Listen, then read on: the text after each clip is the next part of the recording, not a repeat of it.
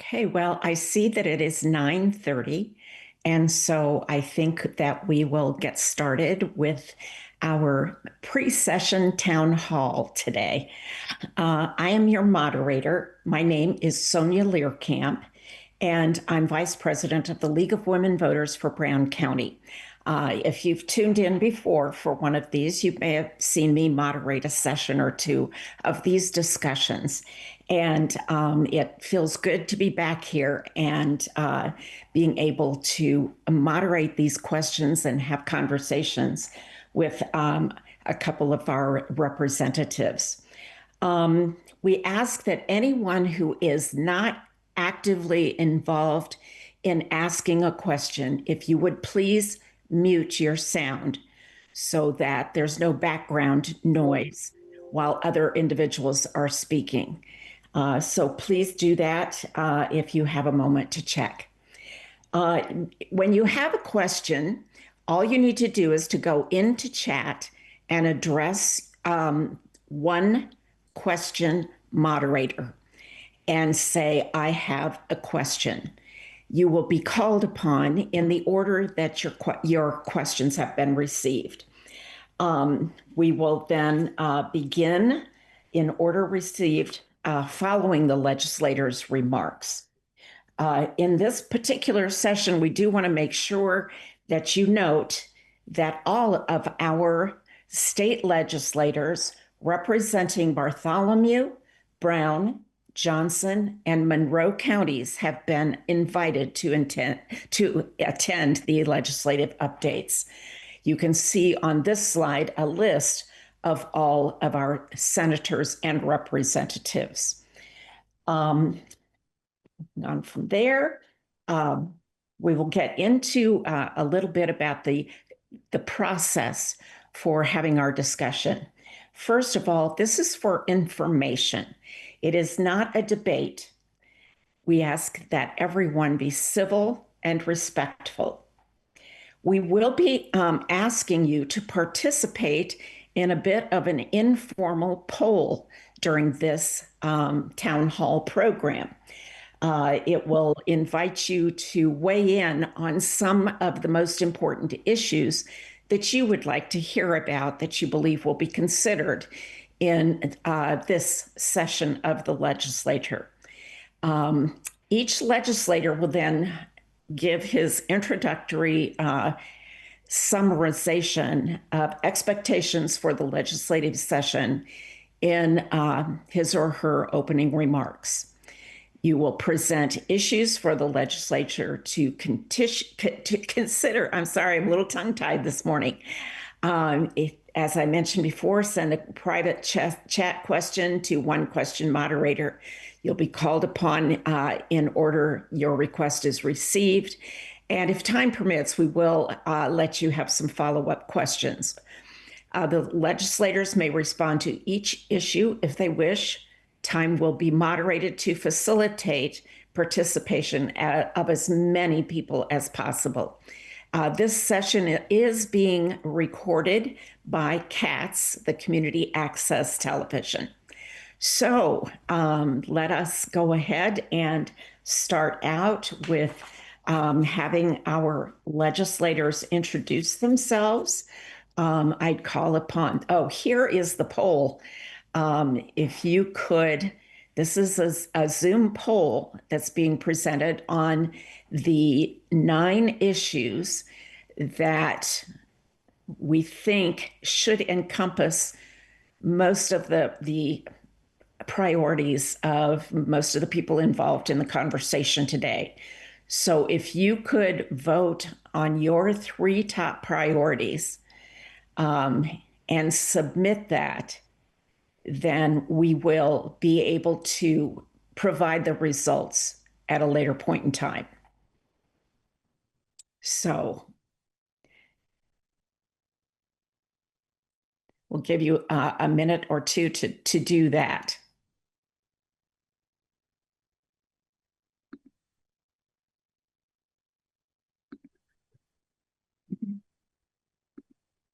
So far, 12 people have 13 have participated. Okay. Okay, 18 of 28 folks on the call. Okay, thank you very much. I think we've actually got 30 on the call now. So we hope everyone will just take a moment to click the three most important items and submit those. And perhaps while you're finishing that up, Okay. we can go ahead and have our legislators start with their introductions. And Matt, today I think I'll call on you first. Okay, good morning, everyone. Thank you for participating in today's hearing. It looks like our priorities have popped up here. All right, so kind of not surprisingly, healthcare looks like it's the top one at 65%. I hope I'm not stealing anyone's thunder by kind of revealing this. Looks like housing's next at 39, and it looks like the environment at 35. So although it's fairly even, I mean, jobs workforce at 9%, maybe that's a little lower than expected. Childcare preschools at 13. Voting So, is 57%. excuse me? Voting and election security is 57%. Oh, you know what? Maybe I'm not seeing all of them. I have to scroll Yeah. down here. Yeah, I missed a couple. Yeah, that one was in there. Yeah, so these are a lot of issues that obviously are on people's minds and that I think the legislature needs to address. The thing is, I have no idea at this point what the supermajority has on its agenda. I mean, you can kind of guess a few things.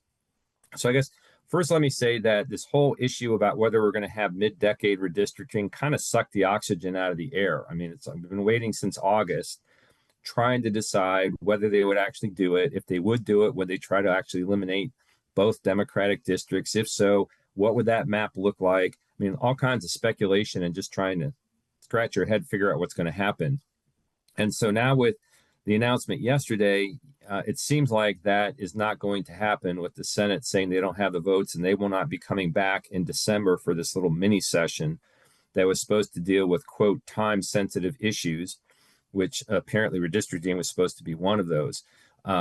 So that's the good news. But in the legislature, we have I think it's a Yogi Berra quote we steal. It's like, it's not over till it's over, right? It's as long as the legislature is in session, something can happen.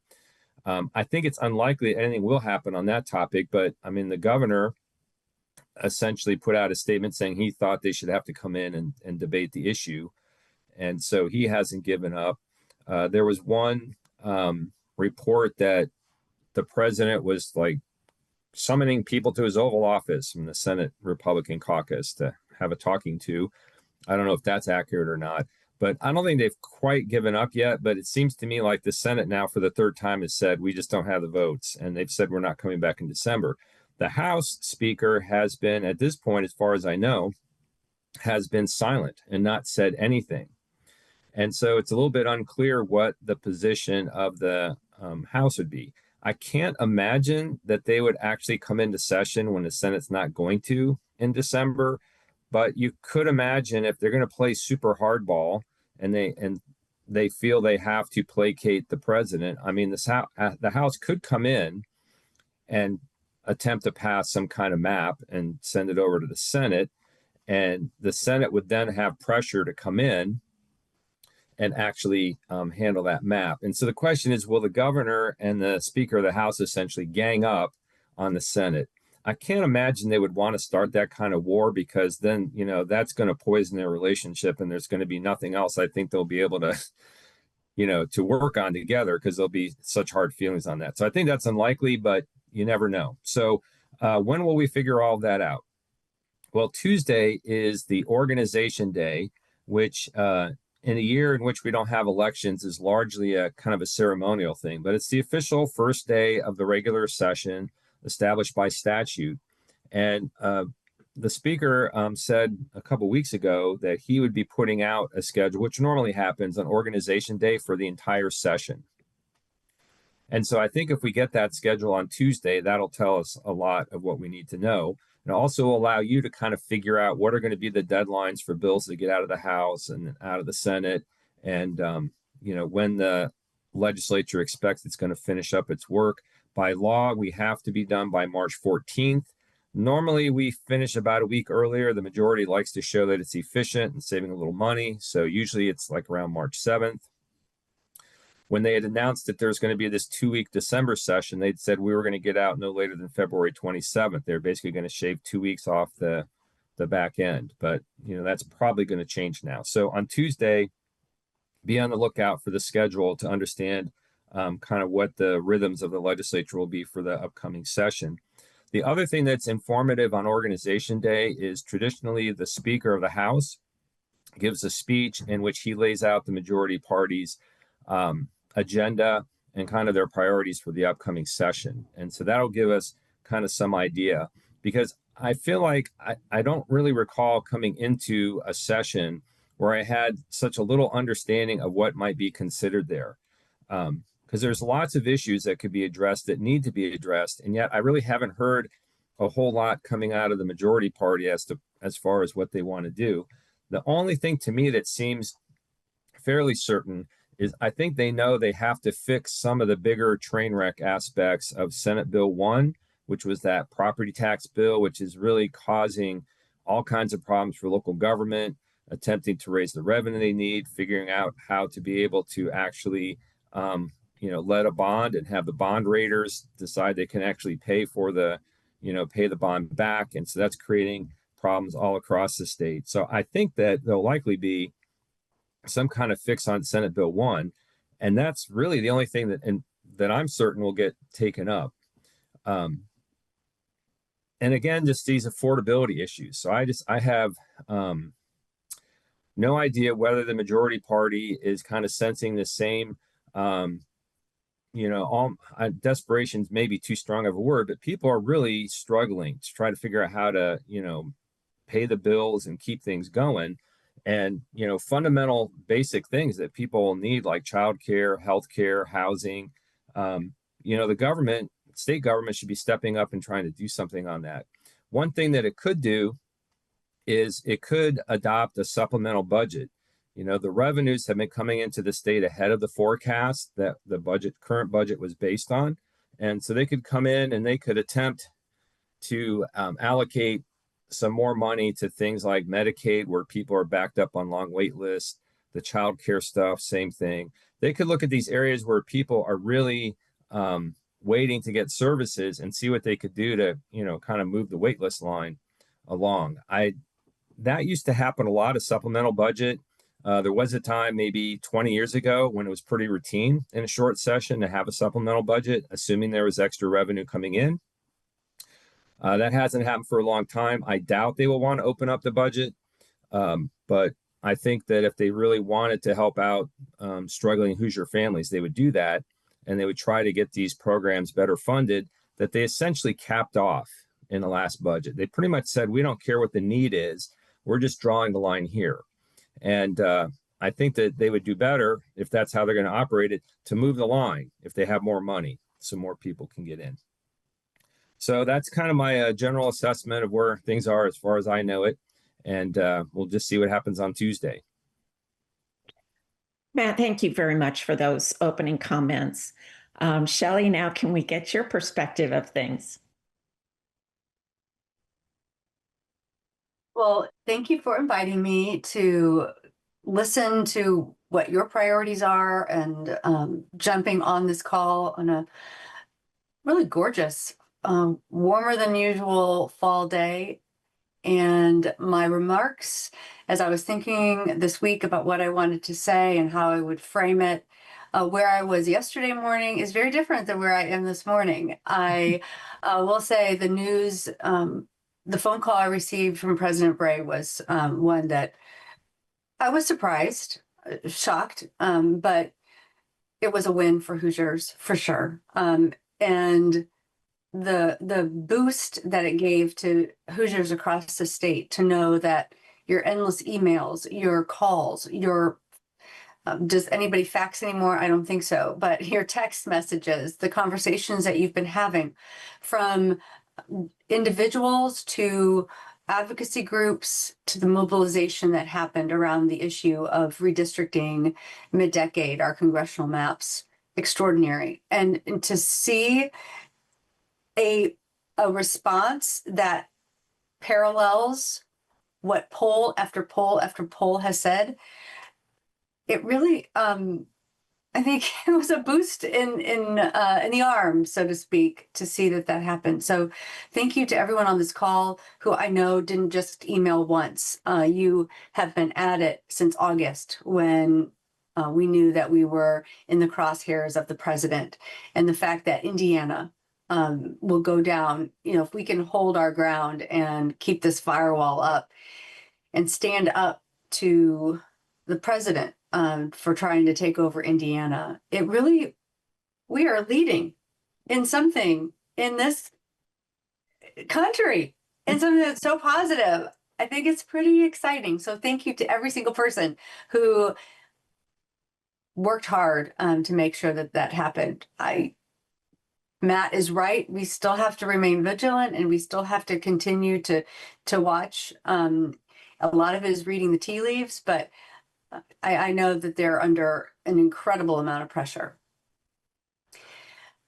So pivoting to that, what we've been at the same time focusing on that, really discussing with the Senate Democratic Caucus what our priorities will be. This is helpful. We've all had listening sessions in our district, and yes, redistricting has sort of sucked the air out of the room for the last 4 months, but in tandem with that, we also heard from Hoosiers that affordability is buckling so many individuals and so many families in this state. So we are really focused on that. It was helpful to see the poll.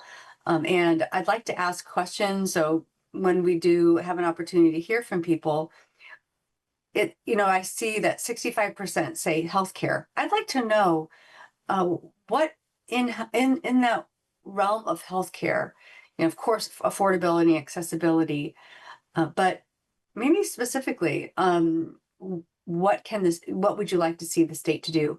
One of the bills that we're working on, that I'm working on, and started working on immediately after session last spring, is a bill that creates transparency when people are thrown off of Medicaid, when they get these letters and they're incredibly confusing, and it almost feels that it's intentionally complicated, just to create some accountability and transparency from FSSA to clean up these documents and make it very clear, extending the amount of time that individuals have to produce their documentation.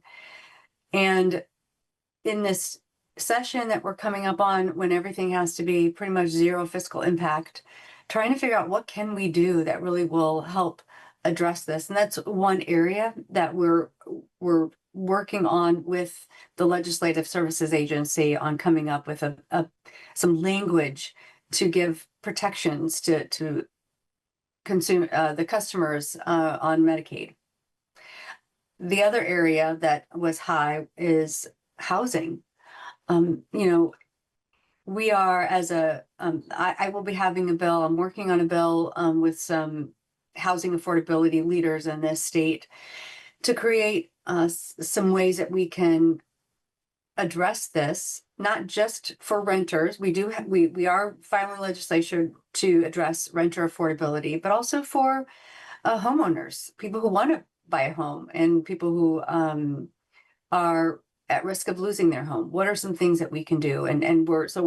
I and the Senate Democratic Caucus are looking into different policies that we can file and really advance and push for in this next session that, again, have zero fiscal impact.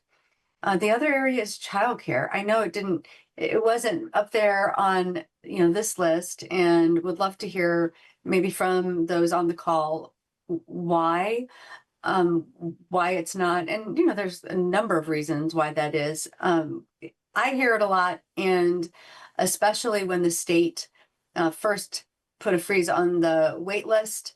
We have in Bloomington, in Monroe County alone, hundreds of families who are on the CCDF wait list to receive a waiver for support to put their children in childcare, or I like to say early childhood learning centers, but it's a mouthful. So for childcare, but when it comes to thinking about what we can do that has a zero fiscal impact, that's it's difficult because I have I think I just attended in the last 6 months my 7th childhood or early learning summit, whether that's a federal or statewide or locally.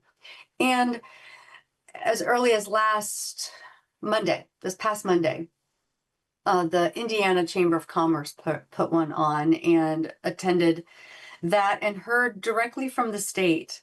And I think the state is really pulling back. Their talking point was, it is not the state's responsibility.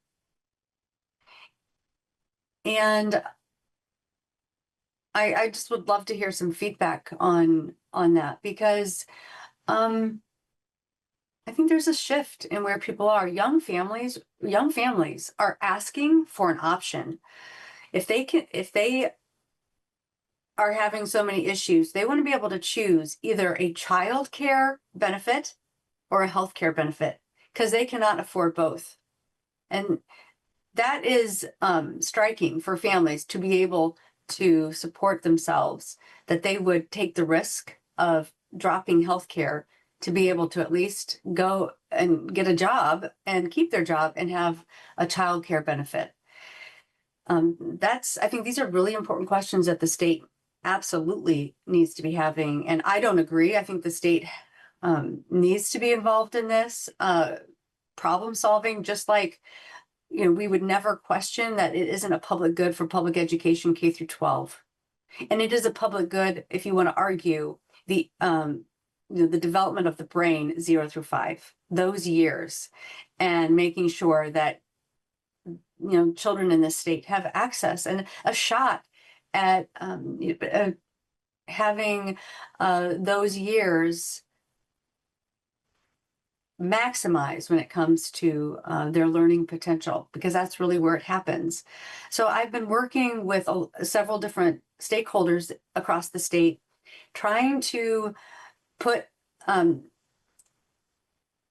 create a list of indicators for kindergarten readiness. We talk a lot about kindergarten readiness, and DOE has a whole document on kindergarten readiness, but there isn't a one-pager to say, if your child is 0 to 1, here's what they should be doing in order to be ready for kindergarten. If your child is 1 to 2, here are the things they need to do in order to be ready for kindergarten. Because if parents are having to ask their neighbor or their moms and dads or each other to care for their kids while they go to work because we don't have enough childcare access, at least empower parents to know, what does my child need to be able to do before I go to kindergarten and find out, oh, my child isn't ready for kindergarten, which is when they are typically assessed. So I'm working on some legislation for that, and would love your feedback, because I know that with this group, it wasn't that high, and I would love to hear more from you all. And then, of course, the environment, working on bringing back possibly it's called CPACE, and it's a financing option for commercial investment of energy efficiency and solar arrays, different ways to invest in your business. Wouldn't be for resident, but for business, and allow, if we become a CPACE state, then counties can adopt a CPACE ordinance and provide some support to banks to make those investments possible for different commercial businesses in our state. The residential PACE, it's called our PACE, residential or legislation has gotten a little sticky in some of the states. So I'm just focused on the commercial side of this to see if we can get that. The last time it was filed by two Republicans, Senator Greg Walker and Senator Chris Garten, in 2023. So I'm trying to fix some of the little hurdles that legislation encountered and see if we can get it across the finish line. Because again, it's zero fiscal impact, but would be a huge, it would be a benefit to the environment for some of our biggest consumers of energy to think about renewables and energy efficiency. So with that, I'll be quiet. And I'm really excited to hear from all of you some maybe feedback on what area of healthcare or what about voting. We will be filing the independent redistricting commission from our Senate, from our caucus for sure, since it's top of mind. So we will be definitely advocating for that this next session. Seems like people have the appetite for it, hopefully. But with that, I will be quiet. Thank you for having me. Shelley, thank you so much for that. I particularly like that perhaps the independent redistricting will come back up, since our league participated in that project a few years ago. Also, just a side comment, I'm surprised that you're surprised by the legislature's attitude towards preschool and kindergarten, because Indiana has never required kindergarten, and they've shoved so much money towards charter schools that it seems intuitive to me that they're also going to turn their back on preschool. I can always hope for better, but anyway, right now we just have one person in the queue. So all of you need to be putting on your thinking caps to be thinking of questions for Shelley and Matt. And the first person we have up is Marie Douglas. And Marie, I would ask you to unmute and ask your question. Direct it first to Shelley. Thank you. How am I the only one that has a question right now? But anyway, thank you so much. My name is Maria Douglas. I'm with Hoosier Asian American Power, and I just want to thank everyone for being here. And I was, yes, I'm sure your prepared statements were edited just a bit last evening, and I do want to congratulate all Hoosiers on the bipartisan stance that we will not let DC meddle in our state's business, and our legislatures do uphold laws and do what is right. But this important work of fighting against this mid-cycle redistricting did take time, energy, and resources away from very important issues, as Senator Yoder mentioned. And I was pleased to see that about 50% of the people on the call are concerned about voting rights, because none of these bills will be voted in our favor, the favor of the people, if we're not voting, if we are disenfranchised from voting. And I do want to take time to mention that HAP, along with partners League of Women Voters State, Common Cause of Indiana, and Exodus Refugee Immigration, has filed formal litigation against the Indiana Secretary of State and the Indiana Election Division as of October 1 this year.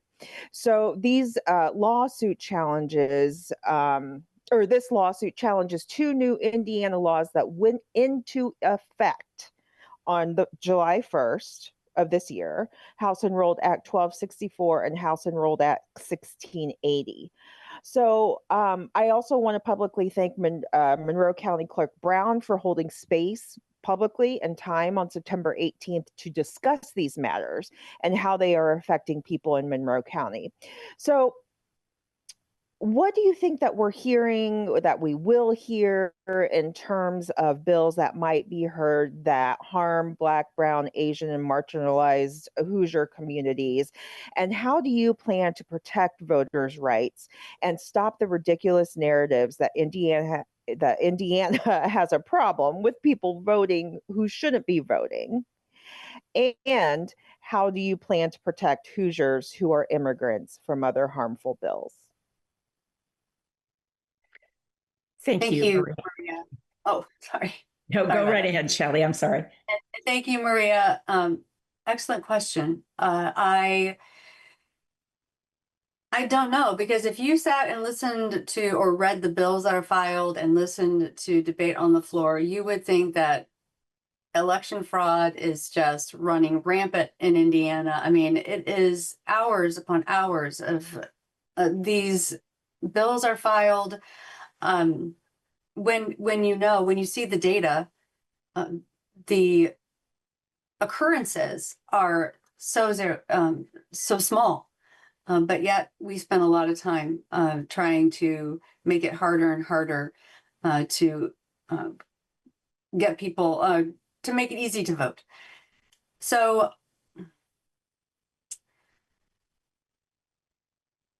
I mean, I think I want to say realistically, I mean, we could file the bills, they won't get a hearing, but I think what we can do is build off of, since we have spent the last 4 months growing our base of people paying attention. Use this, how can we use this time to educate people on the importance of staying engaged and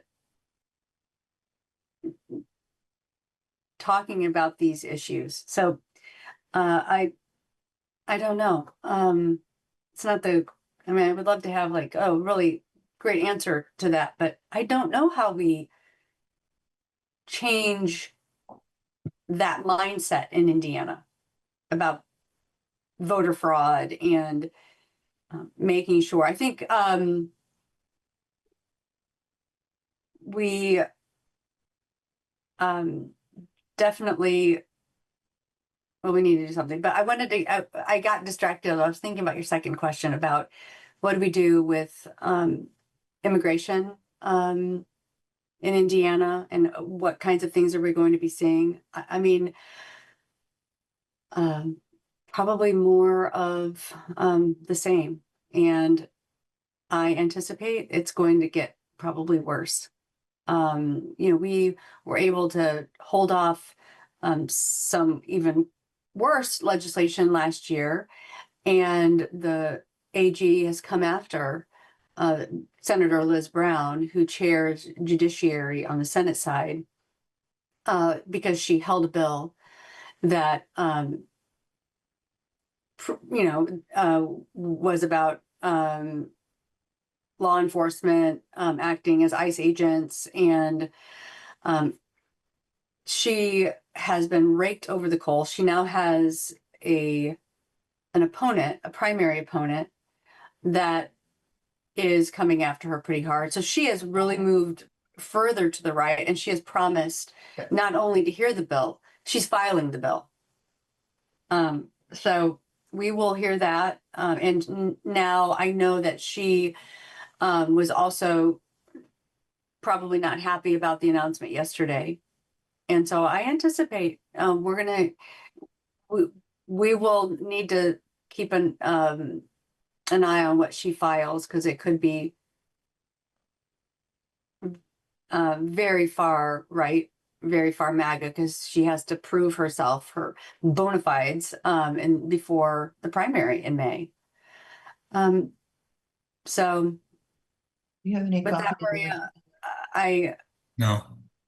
I don't really would love to hear your thoughts. Maybe we can work together in putting together a listening session with Can't help I your can't help group. it. So, thank you. Yeah, Matt, before you start, Mr. and Mrs. Kubal, if you could mute your mic, please. Oh, sure. Sorry. Thank you. I'll do Matt, that. Matt, can you take a shot at that one? Yeah, I mean, obviously in session, you do everything you can to speak out against the bill. You try to offer amendments that, try to moderate or kind of blow up the bill. I mean, you do all that legislative kinds of things. When we had they passed the legislation that says student IDs can no longer be used to prove who you are when you vote, clearly done to try to disenfranchise students. And I spent a lot of time in the House floor questioning the author of that bill, point by point, line by line, making the point that there was no special treatment. Their argument was students are getting treated specially because they get to use their student ID. And I said, no, let's just walk through the statute line by line. I said, there are like 5 basic things an ID has to have to qualify, to use on voting day. And I said, it doesn't talk about, what kind of ID it's on, just you have these 5 things. And I went through every one of them. I said, the student IDs have this, right? And then he said, well, it's special. We're treating them special. It's like, well, you know what? You treat veterans special over here. The veterans get to use their ID, right? And so you try to just point out the absurdity of it in the hopes that maybe the public will kind of catch on and push back. But you know what? The reality of the situation is you have to have political power to adjust the outcomes, right? And so by the time you get into the session with a supermajority, it's kind of too late. I mean, you fight, you push back, you hope that things will line up. I mean, there have been times where we've gotten the public engaged enough that they've kind of thought better of doing something and it got derailed. And so, you can have some victories that way. But at the end of the day, there have to be more legislators who respect voting rights and actually want more people voting. And so that means that we have to do the hard work outside of the legislature to get people engaged and get people voting so that we have legislators down there who want to have nonpartisan redistricting, who want to have competitive districts, who don't want to disenfranchise people. And that's the bottom line. So if you really want to affect change, we have to convince people that can do it. Now, the thing that I think has pushed back against that or caused that not to work here in Indiana is just a lot of people have given up. Now, I sense people are getting more energized now. I think there's more hope, but I don't know how many times I've heard people just say like, we're a red state. What are you going to do? We can never elect a governor. We're a red state. What are you going to do? And it's a self-fulfilling prophecy because people just don't get engaged because they think it's hopeless. And, we had a Democratic governor for 16 years. We had a democratically controlled House for most of 20 years. It's not an impossible task, but people have to feel they have to understand the power they have in voting, and they have to care about voting enough that they want to power through the hurdles that are put up and actually vote. And obviously, this is a hard thing if you're a struggling family and you're working a bunch of jobs just to try to pay the bills. And now to say, okay, take time out of your day and learn about the candidates, or maybe even go knock on your neighbor's doors. That's a hard thing for people to make time for. But that's what it's going to come down to, is we have to basically have a movement in which a broad array of people are involved across the state in attempting to elect people. And Senator Brown is the classic example. She obviously recognized that immigration bill was over the top and it was Todd Rokita craziness, and she didn't hear it. And then he sicked the right-wing MAGA dogs on her. And now, because she's in a super lopsided Republican district, the only election that matters is the primary. So the people who are going to pass judgment on her are the most active, extreme Republicans. And so for her self-preservation now, she's got to go way to the right. And she's going to now probably pass a bill that last year she thought was bad because she has a primary opponent. And so this goes back to the way the districts are drawn. And if we could just get into nonpartisan redistricting, which is a whole nother big movement, it should take a lot of work. But if we had objectively drawn districts, we wouldn't have a situation where the most extremes of whatever party dominates that district is going to call the shots. Thank you, Matt. We have one person in the queue again. So I encourage everybody again to please be thinking about the questions. We have so little opportunity to really talk directly with our representatives, and the ones that show up really care to hear what you're thinking about. So please line up with some more topics for these individuals to address for you. The next individual in the queue is Kathy Roundtree. Kathy, if you would unmute and direct your question first to Matt. Hi, thank you so much for being here. And I just want to recognize the impact that that your voices have. I think when you and Shelley and others speak out publicly around issues, that does bring those issues to people's attention. And you might feel that, well, you don't have the votes and the bill might not go through, but at the same time, you elevate those issues and make us aware. So thank you so much. And this kind of comes back to healthcare.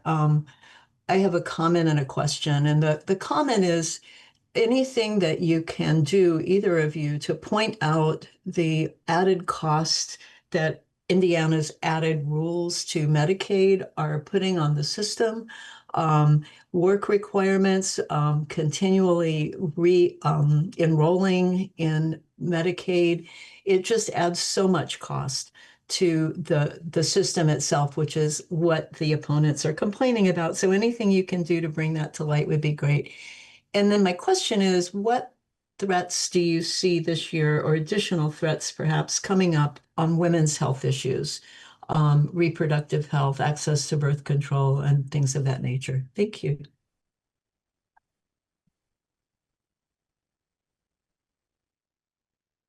Well, it's on your direct question. I haven't heard of anything at this point. It seems like a lot of legislation in that area seems to just kind of come out of nowhere. You're not really expecting it, and so I have not heard any rumblings of something in that particular area. But that, I mean, we have in the House, we have kind of a fairly extreme set of culture warriors who really love to fight out these issues, and I wouldn't be surprised if some bills are introduced. The question is whether the leadership will want to actually move those bills and have that fight. My impression is that the Republicans, seeing the results of the elections back east and President Trump's current approval rating, I think they know they're kind of slipping into a hole. And I believe they just want to get in and get out. And I think that their general policy goal for this session is let's not do anything that's going to, rile up people. Let's just try to, hope no one notices us, get through this thing and get out. And then we can go out and use all the structural advantages we've created for ourselves in Indiana to try to win these elections again. So I think they're probably going to want to shy away from more controversial things if possible. And I think that might have been what happened in redistricting. I mean, those senators are looking at the polls and things, and you could tell that really across the political spectrum, most people thought redistricting in the middle of the decade was not the right thing to do. And I think they took notice of that. On the Medicaid work requirements, you know what? The Republicans know it's more expensive. They know it doesn't save money. And they also know that people on Medicaid are either disabled and can't work, or they're already working their butts off and they just don't have access, and they're working their butts off for really horrible wages. And so they can't afford even, to go on the Affordable Care Act marketplace. They know this stuff, right? The bottom line is they don't like funding these programs. They just decided that Medicaid's gotten too big. They want to at least freeze it, if not shrink it. And that's their whole policy goal. And they could care less about the people behind the numbers. And so that's the reality. And the work stuff, I mean, that for people who don't, pay attention to the Medicaid program or can't even differentiate it between Medicare and HIP 2.0 and all this other stuff, when they hear that one set of legislators want to make sure that, if the taxpayers are paying to help you get insurance, you should at least be working. If you're able to work, you should at least do it, right? That is a very simple message that most people say, yeah, that's common sense. If you're going to ask for help from the taxpayers or the healthcare, you should at least be trying to help yourself and work, right? That's a very simple political message, right? Then the Democrats, we got to come in. We're the nuanced people, right? Okay, let's look at the data. Look at all the percentage of people on Medicaid who actually have, chronic conditions, debilitating conditions. They can't work. Let's look at all the people on Medicaid who are actually senior citizens, in the nursing home, who are like in their retirement years. Okay, that's not a work thing. Let's look at the people on Medicaid who are already working their butts off, several jobs, but we're paying them horrible wages, right? Now we got to have this big, long discussion about who's on Medicaid, how does the program work, and then get into the issue of here's why it's more expensive to have all this bureaucracy. But the truth is, the reason why the Republicans want the work requirement, as other than the fact that it's a nice soundbite for politics, but it's a way to kick people off the program because they know they're going to screw up the paperwork. They know that even if they're following all the rules, they're going to get trick bagged by getting this form filed at this time in this place, and then they can kick them off and save some money. It's really that cynical. And this is the thing that frustrates me. oftentimes you'll hear people say this is another thing that we need to change. It's like, oh, there's no difference between the political parties. It's all the same, right? And I guess this is going to be my partisan comment for the day, particularly when it comes to budget issues. The Republicans tend to look at just the bottom line numbers, right? And they essentially say, how do we get to the bottom line numbers we've decided we have to have? And they will do what they need to do to get to those bottom line numbers. The Democrats look at it and they think to themselves, what can we do to provide the services that are needed to as many people as possible? We may not have the resources to help everyone who needs help, but we should be maximizing what the state is able to do. And then we go about trying to craft a budget that will reach that goal of maximizing the help that people need. And it's just two very fundamentally different ways of approaching the problem. And so until the voters kind of better understand that difference and basically express their preference for one over the other, we're going to get more of the same. Thank you, Matt. Shelley, would you like to respond to Kathy's question? Sure. Hi, Kathy. Thank you. I met with the ACLU, and they were under the impression early that Representative Lucas was interested in filing his access to birth control for rural communities throughout Indiana, which was such a surprise and caught us all by surprise last session. But then it got amended in committee to be totally wackadoo and was awful and ended up dying. That bill died. So he had communicated that he was interested in filing that bill again. However, as he originally filed it. However, he also expressed maybe going in a different direction over the last month. Things really changed for him. I don't know if you've noticed. And so they're not sure he's going to file that bill again because he's just has gotten a little bit more further to the right since the murder of Charlie Kirk. So they're not sure if he's going to file that bill. So I don't know if he's filing that bill again. The other thing that I've heard is maybe some legislation on banning the exceptions in our current near total abortion ban currently, but taking those exceptions away. And the possibility came out of through this conversation about rigging the congressional maps. It would be used as a bargaining chip, either to keep power, move power to those who needed a win. So I don't know what's going to happen there, but it's definitely something to keep an eye out for those. And other than that, I haven't heard. I know that we have bills to help new moms. The Senate Democratic Caucus is working on a momnibus bill. We filed it last session. We're filing it again. Mainly in ensuring that our Medicaid moms, we increased access to a full year of access to care. However, many of these moms are not getting any return calls. Like they reach out to start their care, and then there are all of these hurdles being put out in front of them. So maybe in the end, their 12 months of eligibility end up being like 2 months of eligibility because they actually can't access the care.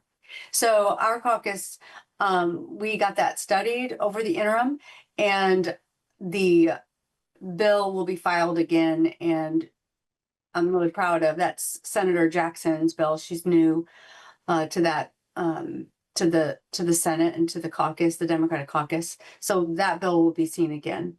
So I know you specifically asked about access to women's health care, and I wanted to respond with the three things I'm hearing. Thank you very much, Shelley, for your input on Kathy's questions. There's no one in the queue right now. So I hope you guys are putting on your thinking caps. I'm going to propose a question that the leagues kind of put together when we were preparing for this forum. Indiana college going rate for high school graduates is down to 51.7%, the lowest rate in recent history. What, if anything, can or should the General Assembly do to address this trend? And I address that question first to Shelley.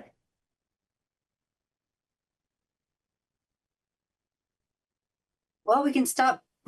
I mean, at a basic level, it has been sort of a war on higher education, a demeaning of higher education, a devaluing of higher education, not even talking and speaking to what's happening, in my backyard at Indiana University, some of the concerns there, but overall, the conversation I serve on education, and the conversation has been, we need less Hoosiers going to four-year schools and sort of feeding them into more apprenticeships and skills, which are great, but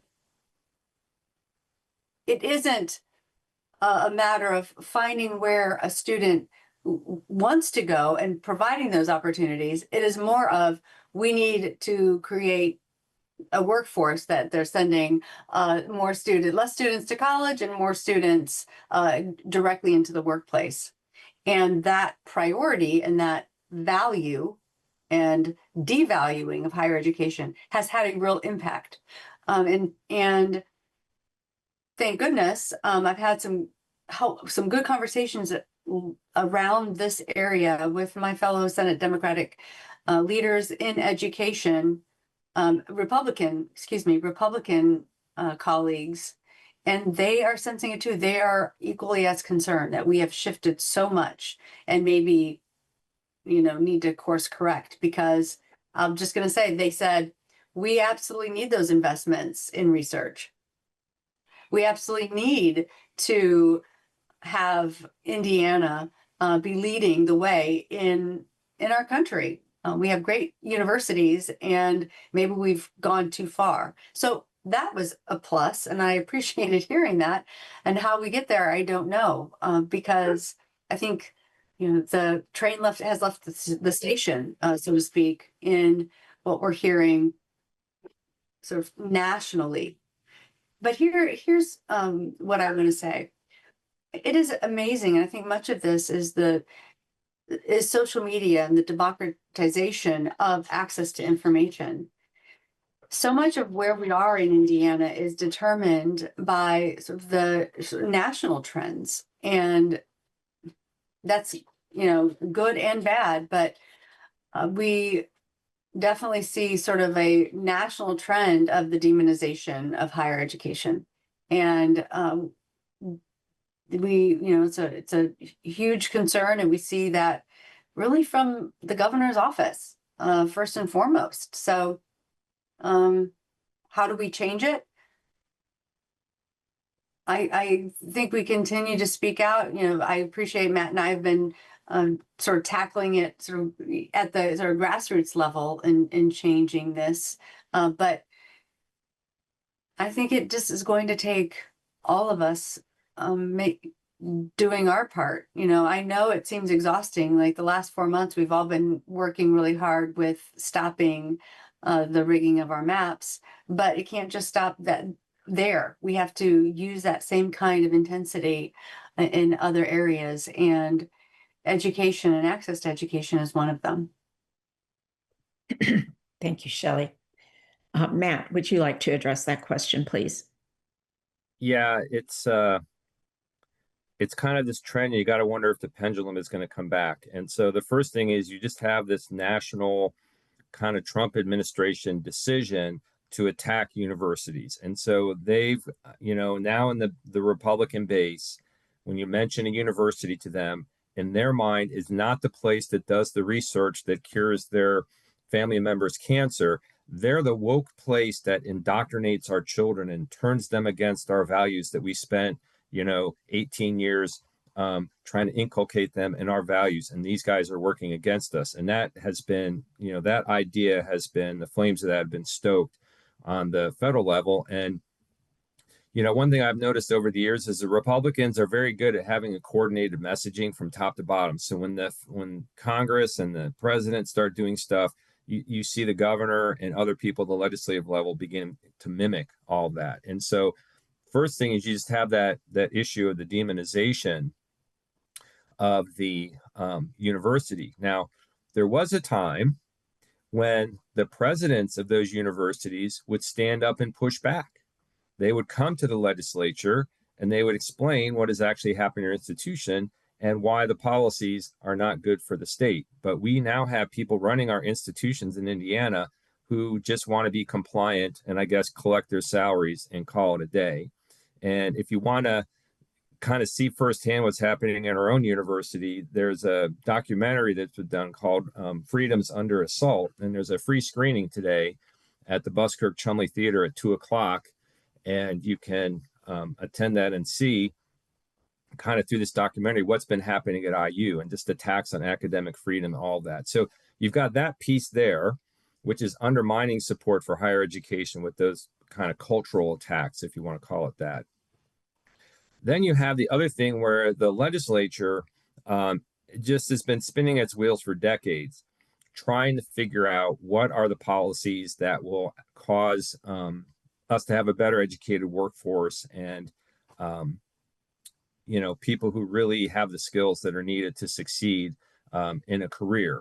And what has happened is people have become completely fixated on kind of occupational trades side of things. And so there really is the attitude of why should you send a kid to college for 4 years, probably go into debt, pay all this money, and then they get out and they can't even get a decent job because they got a degree in something that, it's like not important, and instead of like a hard science kind of degree or something. And they say, why should they do that when, if they just go to trade school in a few months, get a certificate in welding, then go out and make $100,000 a year. They can be driving a cross-country truck, make a lot of money every year, right? Now, they're ignoring the fact that the studies show that people with college degrees over the course of their lifetime actually have higher earning power than other people. So they kind of ignore that. But everything now that the legislature is doing is completely focused in on workforce. And they've got this, the latest thing they put all their chips on, we'll see if it actually pans out, is the idea of apprenticeships. One of the Chamber of Commerce's flew a bunch of people over to Switzerland and they looked around at their apprentice system. They decided this is the ultimate solution. And so they want to now transition to a situation where you have a student who basically, when they get into like the 9th grade, they just start working half-time in the occupation they've chosen. And so if they want to be a banker, this is the first big internship area is in the banks. The Banking Association is investing in this internship program or this apprenticeship program. And so they want to get a situation where you just go to school for half a day and then you work at the bank for half a day. And then when you graduate from high school, you've already had, 4 years of experience working in the bank. So now you can get hired at the bank, right? And then that's going to be your career. Who needs college? You've done your apprenticeship and and they want to roll this out to all the different trades and occupations that are out there. And there's a lot of problems with that I don't think they fully considered, but that's kind of where they're going. And so college in that kind of current strategy for education is just way down the level. And so like everything else, it comes back to trying to, educate the voters, parents, people who are going to help kids make these decisions to understand, the value of a college education. And then the last thing I'll just say is it also is frustrating to me is that people refuse to recognize that no matter what degree you might earn in college, you're getting your horizons are being broadening. You're learning more about lots of things.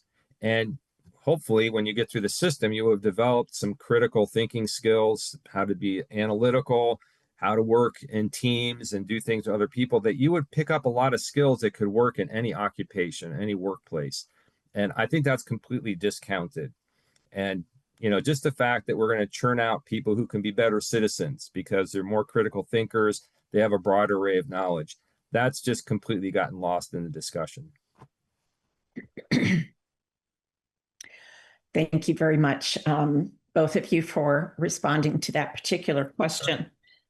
I believe that Sherry Frank may have an environmental question that she would like to ask of each of you. Sherry, would you like to unmute and ask your question and direct it first to Matt?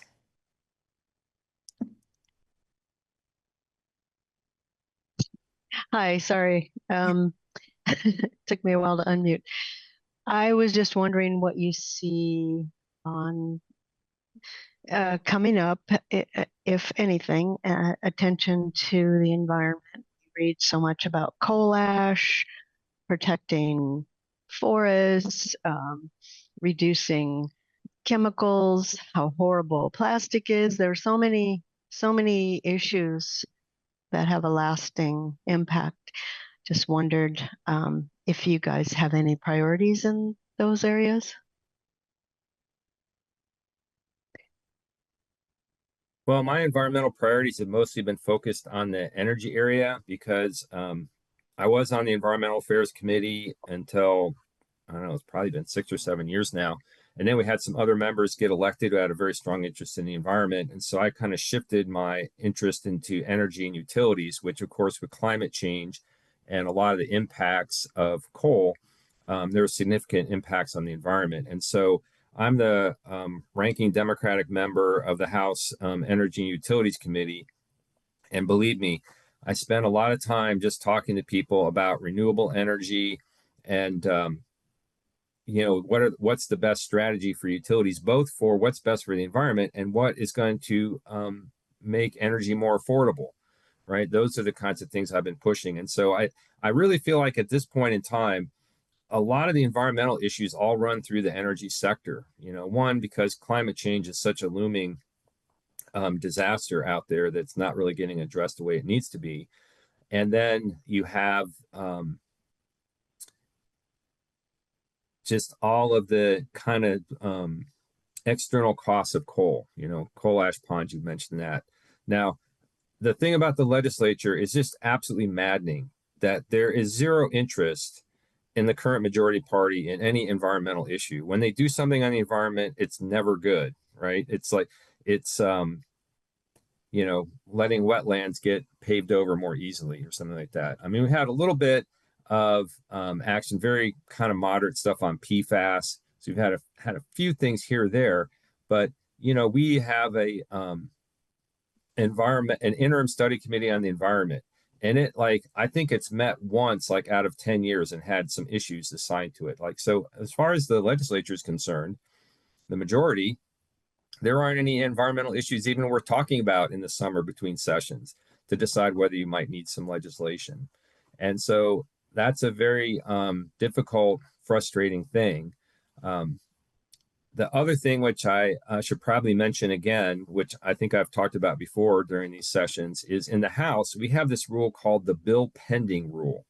And what that says is that if I introduce a bill and the bill gets assigned to a committee, and then that committee chair decides that the bill is not worthy of being heard, basically just puts it in the trash can, you cannot offer an amendment on the House floor that has the same subject matter as the bill that's stuck in committee, that's pending in committee. That's why they call it the bill pending rule. And they use that a lot of times to block you from doing stuff. And so what I've concluded is that when you're in the minority, most of the time, it makes sense not to introduce a bill, but to kind of have, look for the bills moving through the process and see if you have an opportunity to offer an amendment on the floor of the House on second reading, because you can force the debate and you can force people to have to vote and be on the record. And then maybe you can do something with that to, get the public to understand, who's actually serious about these environmental issues. And so a lot of what I do is work with people on the Environmental Affairs Committee who are kind of seeing those issues coming along, and then see if there's opportunities that we can push for things, like renewable energy and, less toxics, and on the coal ash thing and all that. And so it's a difficult situation, because I don't know why they don't have more immediacy about clean air and clean water, but it's difficult. Thank you, Matt. Shelley, would you like to address that question? I would just say the legislation that you are interested in, I dropped my email in the chat. Please send your ideas and desires my way. Okay, thank you, Shelley. We do have some, Maria has another question that she would like to pose. So Maria, would you unmute and direct your question first to Shelley Yoder? Thank you. Everyone on this call, I'm just going to keep asking questions if you don't, because I got a lot. No, but anyway, this is Maria as a Monroe County resident, not Maria with her HAP on or HAP hat on necessarily. So I've heard that a bill may be reintroduced or snuck in somewhere that criminalizes being unhoused. What are we hearing about that? What do we know about that? Thank you. Shelley, would you? Yeah. Haven't heard anything, wouldn't be surprised, kind of preparing that it will be filed again. We worked hard in the Senate to kill it last year, and if it gets refiled, we'll have to work even harder. So those election years, sometimes you can see some pretty wild things, so people can whip up their base. However, with the trends that we saw last week, I think some people are rethinking maybe some of these really extreme policies are not popular, and you're seeing it in other states. And I think after what we saw yesterday, maybe one thing they have is money to poll. So maybe they have their own polling numbers to show that they need to temper some of these really extreme pieces of legislation. But I would imagine we'll see it. I have heard that the governor is trying to put together some executive order or policy direction. I've not seen anything. I've not heard that from him. I only heard it from folks. So maybe start directing some of your ideas and thoughts and feedback to the governor. Thank you, Shelley. Matt, would you like to address that question? Yeah, I haven't heard of anything yet, but I wouldn't be surprised if something else comes up. I mean, that bill was kind of interesting because I think there was a lot of public pushback immediately on it. People like, really, you're going to arrest people that are just trying to survive? And, so the bill kept getting adjusted, and they kept adding in more and more requirements. So like, well, you have to be given so many warnings before you would be arrested, and they have to be offered to be driven to some shelter, but the shelter has to be within so many miles. And it kind of got more convoluted as it went along, and people were pointing out, it's like, hey, the services aren't there. We don't have the shelters that are needed, across, Bloomington, there are a lot of organizations that are working very hard to try to help the unhoused, but you get in the rest of Indiana and there's not much going on. And so I think that maybe that's ultimately what kind of caused the bill to grind out, is they kept saying, oh, this is not a punitive arrest people. This is just a tool to get people into services that they need that will cause them to become housed at some point. And then, as it was pointed out, well, what are you going to do in all the places where there are no services? Right. Of course, then that triggers the next thing. It's like, all right, government needs to step up. The state needs to put more resources into programs for the unhoused and actually address a lot of the underlying issues, which are things like substance use disorder and mental health challenges. And, they've not been willing to make those kinds of big investments, at least up to this point. And so I think that's what caused that bill to maybe kind of just collapse under its own weight. So I wouldn't be surprised if there's another attempt to try to figure out how to address some of those issues and try something again. So we'll just have to see. Although, like I said, it's a short session, there's less time, and I do think they would like to avoid controversy in this session if at all possible. Thank you very much, Matt. I believe Sherry Frank has another question to ask. Hi, I just wanted to ask where you think we're going with public education versus taking money for non-public education. What you see happening there, that's just a huge frustration, as I'm sure you know. Thanks. And we'll direct that question first to Matt, please. Yeah, I share that frustration. And really, the last session where they essentially made it a universal program, and so now even the wealthiest multimillionaire families in Indiana will get tax dollars to send their kid off to a private school at a time when our public schools don't have the funding that they need. I mean, it's extremely frustrating. But the Republicans are completely invested in that program. They're convinced it's the right thing to do. In fact, in the House, it's interesting because we've had some pretty strong debates about that. And when we really start beating them up, pointing out things like, well, these hundreds of millions of dollars that you're redirecting to these wealthiest families, that buys the state nothing because those wealthy families are already sending their kids to the private school. You're just subsidizing a wealthy family and you're not getting anything in return for it. And by the way, there are a lot of families where even if you give them that money, they can't afford the tuition at those high price schools. So, you're really just helping out the wealthiest people. And at the same time, you could be funding early childhood learning, right? And actually helping people and making a change and changing people's lives. But when we really attack them, it's interesting because oftentimes, the Speaker of the House normally is kind of like the traffic cop of the legislature, just calls on people, recognizes them, rules on, objections about rules or whatever.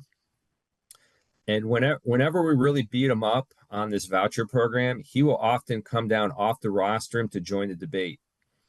And he will really defend the program greatly. And, their attitude is like, hey, rich people pay taxes too. They should get something out of it as well, not just all these lower income people. It's kind of the attitude. Thank you, Matt. Shelley, would you like to weigh in on that question? Well, the direction isn't good. We could have avoided this altogether. In a year where we had a dire fiscal forecast and had to make some severe cuts, we could have used that as a reason that we're going to pump the brakes. But we didn't. We actually took money away from CCDF vouchers, took money away from On My Way Pre-K and said, we're going to fund Indiana's richest families. I mean, that was a statement, and it was not a good one. So, yeah, the direction when it comes to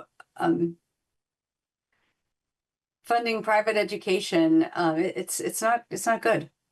And if there was ever, I mean, this topic, wherever you go, it is not something that Hoosiers want. I mean, you could see it on their faces. They can't even believe that we're doing it. It's either that or the fact that we, back in 2019, created a sales tax exemption for data centers that has a price tag of, I think it was over maybe in the billions long term for the state. So that's not good either. So I think there are lots of little ways that we can address this. How do we better support our public education system, and how can we create more support for early childhood learning opportunities? I think those areas, universal choice vouchers and the tax exemption loss of sales tax from data centers could be places to start. Okay. Thank you, Shelley. I have another question, and after you answer this question, we may be heading into your concluding remarks. The question is, Senate Enrolled Act 1, which took effect this year, is projected to cost cities, towns, school districts, and townships up to 1.8 billion over the next 3 years. Is there any prospect of relief for local governments? And I would direct that first to Shelley. Yeah, thank you. There definitely, I'm hearing that we will be addressing their oops, we stepped in it move from last session with Senate Bill 1 or Senate Enrolled Act 1. They know it. They felt like they had to do something for the governor, made all these promises, and then put into place a plan that was completely unpopular across the board. Not, you know, it had bipartisan hate. So I would say no. One of the things that we thought that we would be addressing when we came back into special session and then early regular session and now just regular session in January is fixing this complete mess up that has occurred with Senate Enrolled Act 1.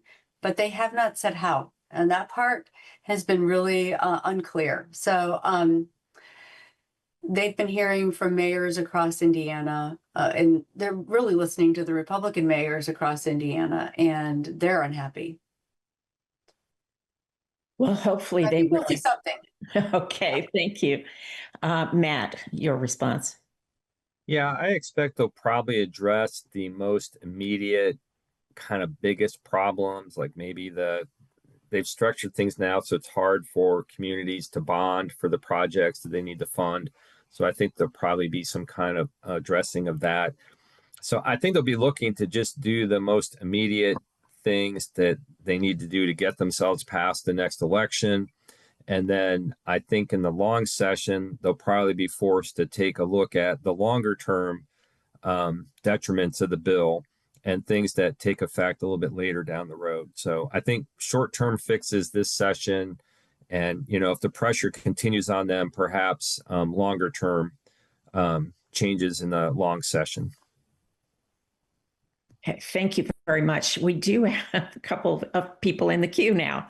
Amy Oliver would like to ask a question. So Amy, if you would unmute and ask your question, directing it first to Matt. Hi, this is Amy Oliver. And actually, Sunny, you just asked my SEA 1 question. But as another question, I guess looking forward, you know, what are the priorities from the House Democratic Caucus and the Senate Democratic Caucus as you're moving into session? What are your top 5? I think that was for Matt. Yeah, I think it's one word. It's affordability. I think our number one priorities are these, you know, some of the things in the poll. So, you know, early childhood learning, being able to afford childcare, housing. How do we help people afford housing better? And, you know, just all these costs, energy costs.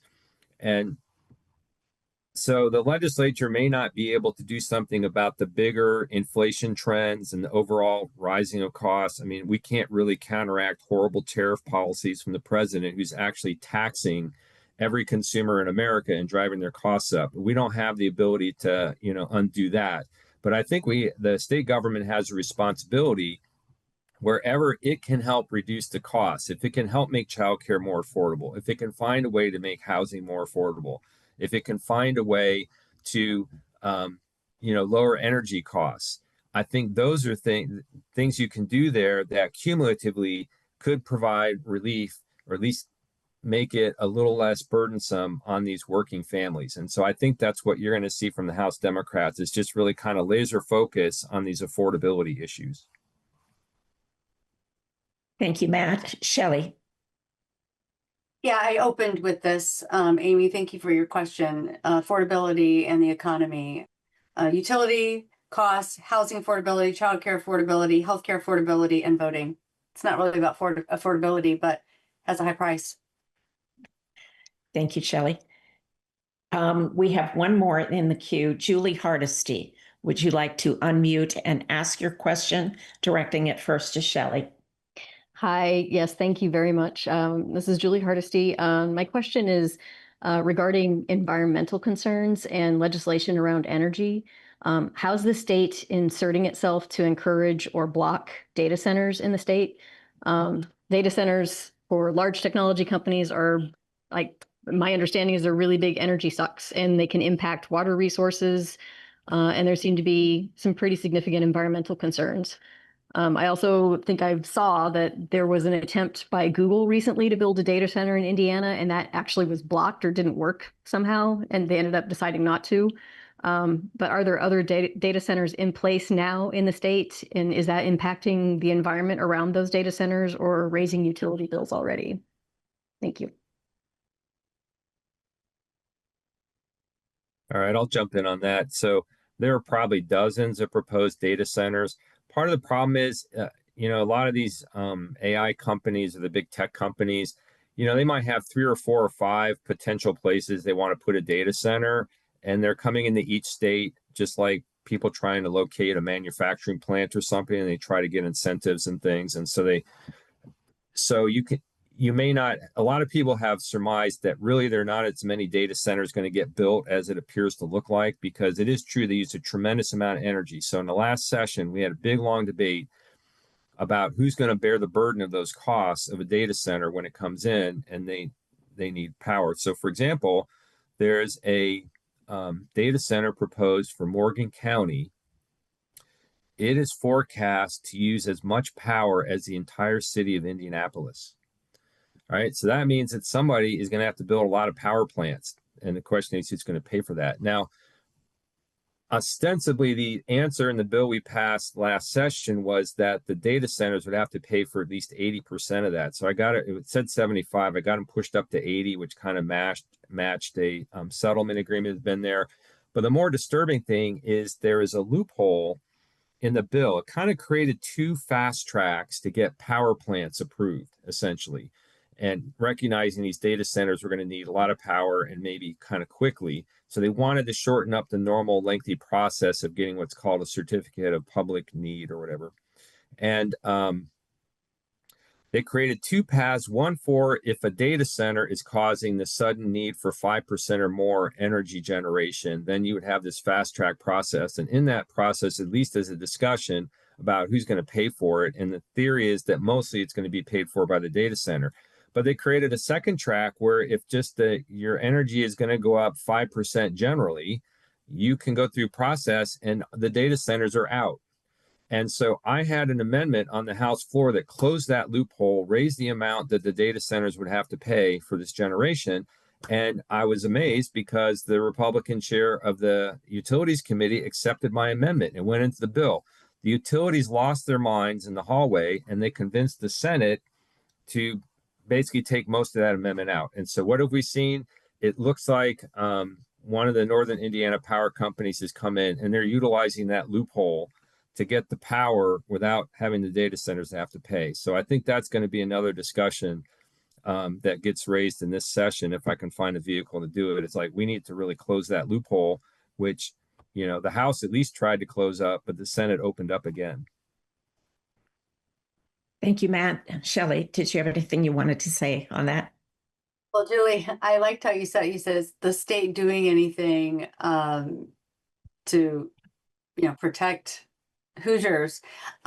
No, the state isn't, but citizens are for sure. It's been remarkable to see the pushback from these data centers coming into the communities. And, I would just say, I appreciate, this is where it can get complicated. Our laborers and the trades, our unions, brothers and sisters, they really do want these jobs because they come in with these promises of this is going to bring so many good paying jobs.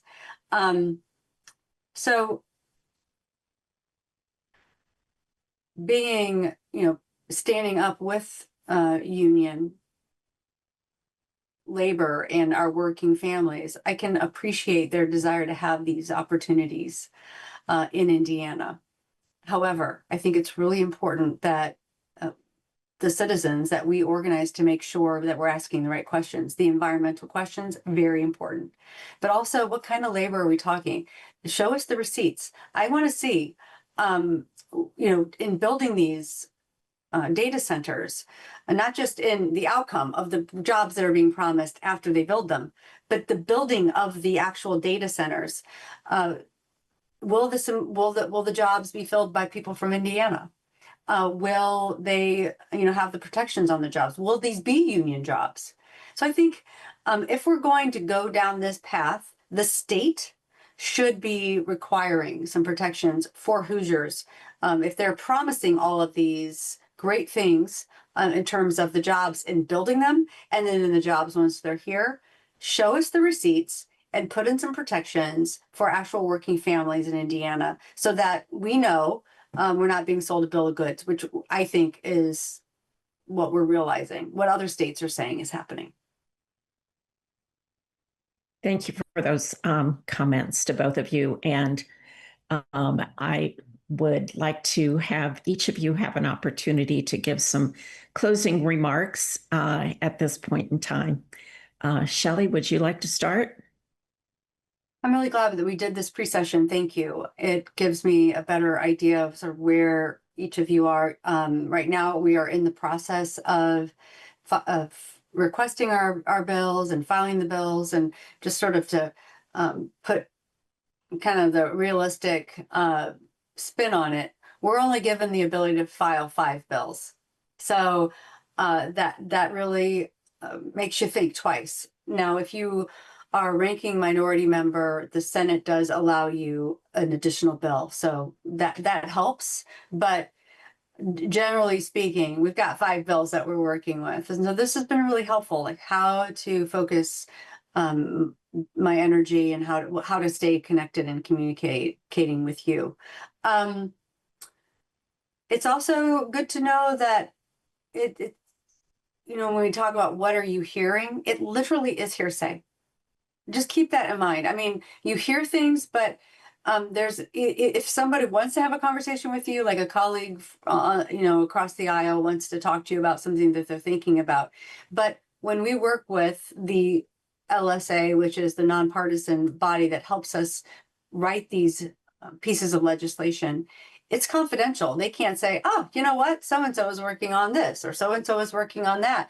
Let me show you this PD.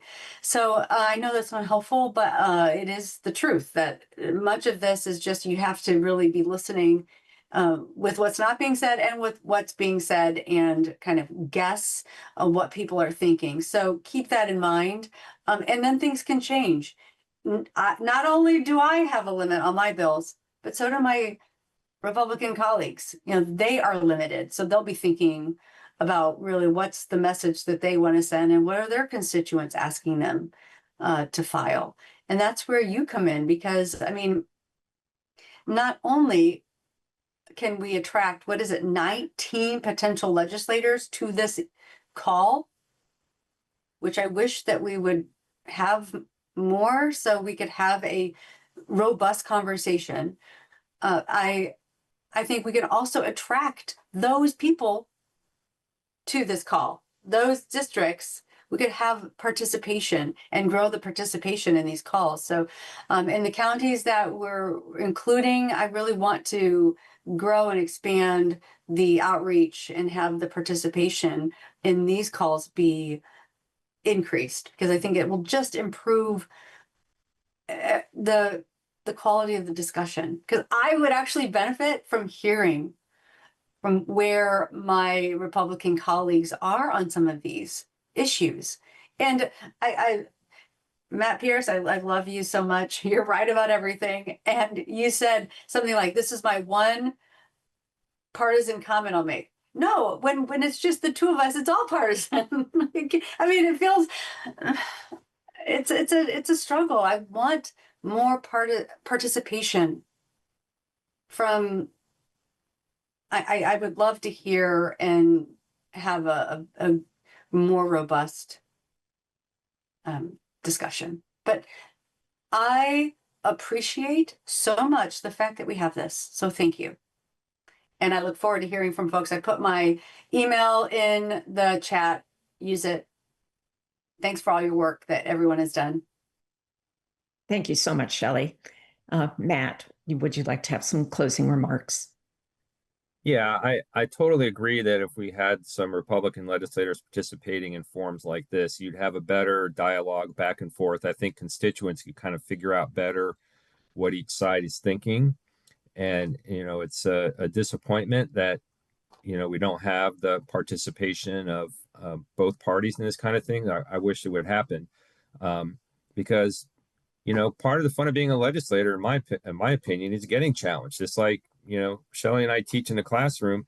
One of the biggest myths is that like professors are indoctrinating everyone. We actually like love it when a student actually asks a challenging question because that means they're actually awake and paying attention. It's a miracle, right? So I think that, getting challenged, being forced to defend your ideas, that makes this system better. And we just unfortunately don't have that. And so I just want to say generally, I know that people are extremely frustrated, and you can kind of tell in the questions like, well, what are they going to do about all these pressing environmental questions? What are they going to do about addressing the challenges of everyday families? What do you think is going to happen here? Are these bad bills going to happen? And what are you legislators, our representatives, going to do about it? And I'm sure that our answers are not very satisfying. And it's because we are using every tool we have at our disposal as much as we can to try to bend the outcomes of these things. But the truth is we have limited tools because at this moment in time, we have not as much political power as the other side.